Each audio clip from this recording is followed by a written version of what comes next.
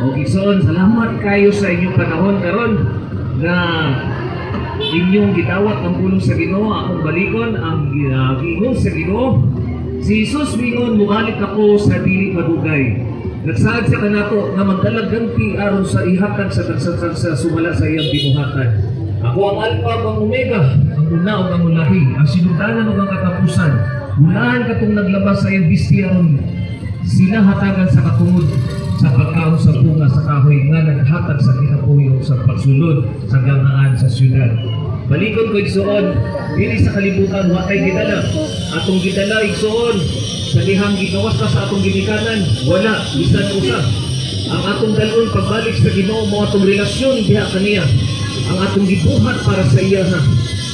Ang akong pangutana sa inyo karon, pag-abot sa panahon na ikaw mawala diri sa kalibutan, kung naabtan ka sa kamatayan, kung sa'y gibuhat nimo sa Ginoo, kung sa'y dalon nimo sa iya, ug kung di ka maabtan sa kamatayon, mubalik siya karon.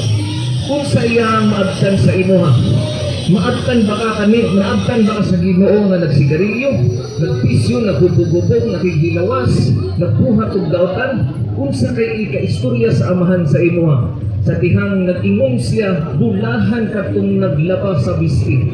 Gilabhan nimo po, pasabot nimo mga igsoon, ang imo mga binuhatan, gilabhan nimo insakto.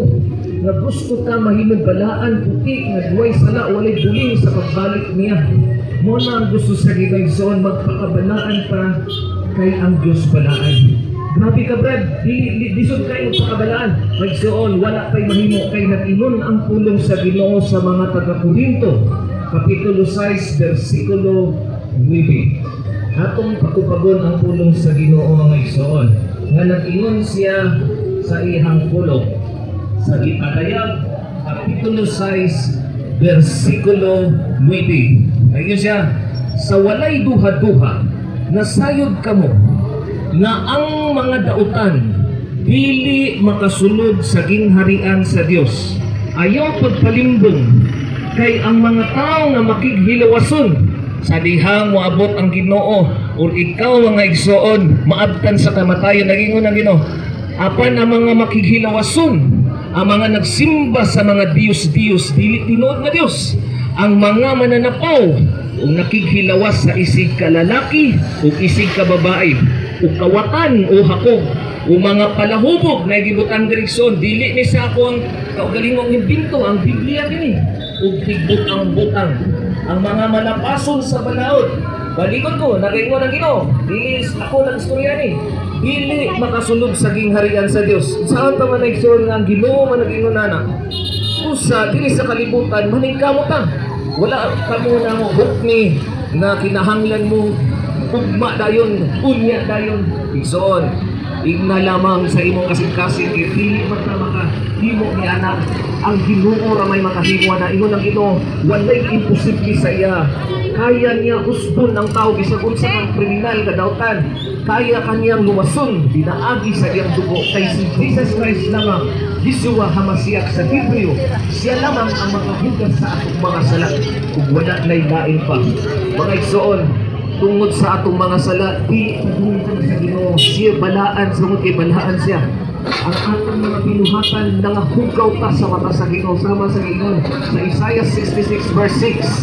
Ang atong mga binuhatan sama lamang sa mga trapo, dili kini makaluwas nato. Ang makaluwas lamang nato igsoon, mao ang tugo sa Ginoo nagiula sa krus sa Golgota, mao si Jesus Christ ay ang buktong nga anak. Mao kini ang agianan igsoon, wala nay lain pa.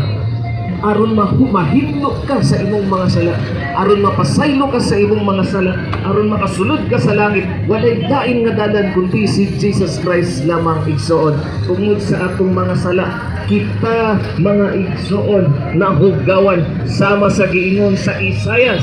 Atong patupagon na sad ang pulong sa Ginoo pinagi sa iyang mga pulong, di akong pulong kundi ang Ginoo nag-ingon.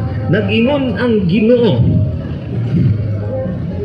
sa Isaiah 59 verse 9. Ang kamot sa Ginoo dili mubok, nga dili siya makaluwas nimo, ug dili usab bungol, dili sa bungol ang iyang dalungan, nga dili siya makadungog nimo.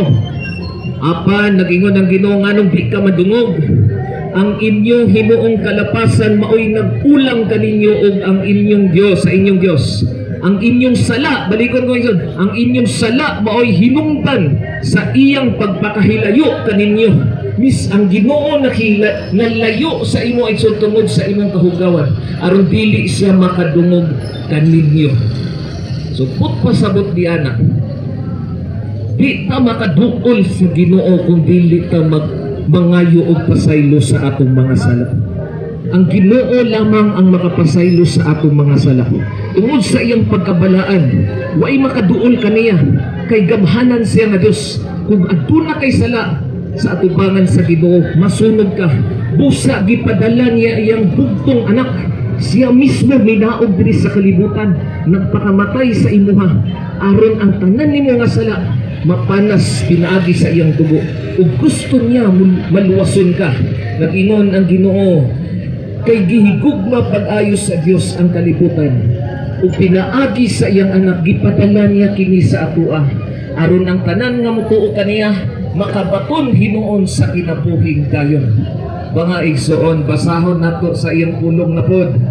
Kung ikaw karon naminaw ug ang imong kasing-kasing maragday nanuktok, ang Ginoo na nag-ingon sa imuha karon, dawata ko karon sa imong kasing-kasing ug kung unsa man ang imong sala, pasayloon ka sa imong mga sala. Kung nakighilawas ka sa lalaki, nakighilawas ka sa babae gawas sa kaminyoon, nagpuyo-puyo ka, nagpaghugaw-hugaw ka sa imong mga kasing imong lawas, hupog-hupog, adik-adik, sigarilyo, unsa pa na imong ginimong suron, pasudla ang Ginoo. Kung nag-ingon ka, wala na'y makapasaylot yung isa mo sala tungod kay makasala ko, hugaw na kay ko. Apan na ay nanuktok sa imo karon, andam siya mo dawat sa imo nag-ingon ang Ginoo na pud sa iyang pulong. Atong patupagon ng iyang pulong, nag-ingon siya sa gipadayag.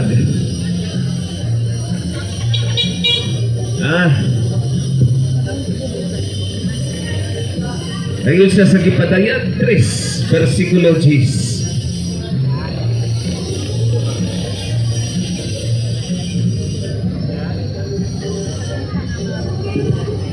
Okay, versikulo 20. Nagtindog ako sa pultahan sa imong kasing-kasing ug nagtuktok kung may makadungog sa akong tingog karon. Ayaw pagkahilay mo kasing-kasing ison.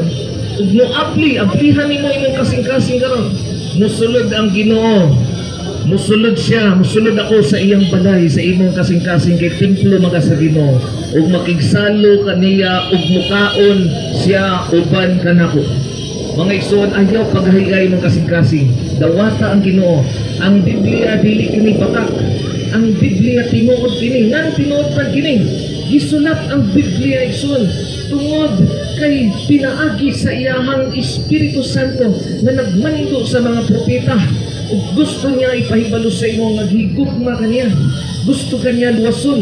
Ug ang Ginoo, mga igsoon, doon na siya mubalik. Kung maabtan ka sa Ginoo nang inhana gyapon ka, wala ka nang hugas sa imong mga bisti. Unsa kaha ang iyahang ikastorya nimo. Ingon ang Ginoo, apan ang mga talawan, ang mga makiglawason, ang mga tao nga nagsimbag Diyos ang tanang bakakon, dili makasulod sa gingharian sa Dios. Mga igsoon, kung aniya ka karon ug nakita nimo imong kaugalingon nga marag ako ni o ikaw na dawata siya karon. Naay maayong balita.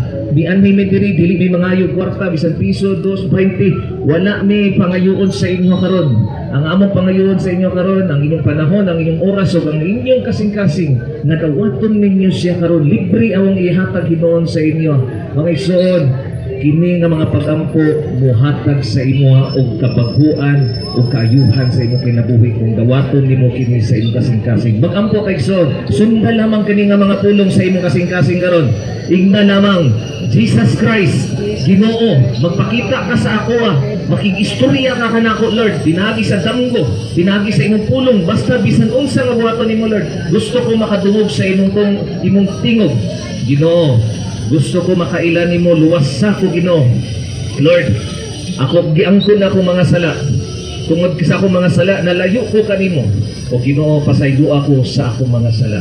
Dawaton ta ka, kay ikaw lamang ang Ginoo mangluluwas si Yeshua Hamasiach Yahweh Jesus Christ ug pasudlon ta ka sa akong kasing-kasing. Ginoo, aniya ako karon naminaw sa imong pulong ug gusto ko maluwas, Lord. Isulat ako ngalan o Ginoo, luwas ako Ginoo kung balik na ka or kung muabot ng panahon nga adtunan ako'y tulubagon sa imuha. Ginoo, salamat kayo busa kining tanan ang mga pangayo. Salamatan sa pangalan ni Yeshua Masih Jesus Christ. Amen. Ay son, maayong hapon ninyong tanan, Hingog City. Salamat sa panahon nga naminaw mo sa iyang pulong. O thank you kayo po sa inyong pag-welcome sa amo hantod sa sunod na po natong pagkita. Dalaygon ang Ginoo Jesus Christ. Glory to God. Amen.